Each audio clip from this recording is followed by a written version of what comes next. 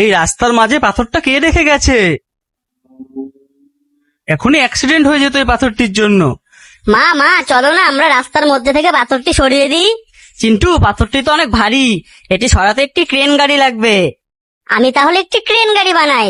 প্রথমে গাড়ির বডিটা নি, এরপর এই চাকাটা দি, এরপর এই চাকাটা দি, এবার এইগুলো দি। এই তো আমার গাড়িটি রেডি হয়ে গিয়েছে। এবার আমি গাড়িটা নিয়ে গিয়ে পাথরটি সরিয়ে দিই।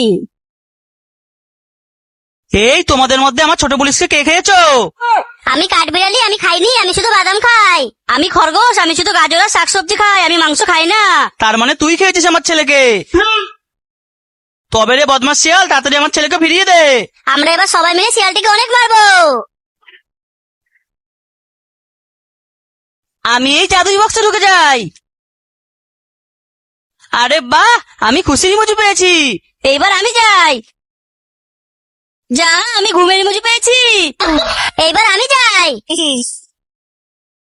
আমি তো বদমাশের ইমোজি পেয়েছি।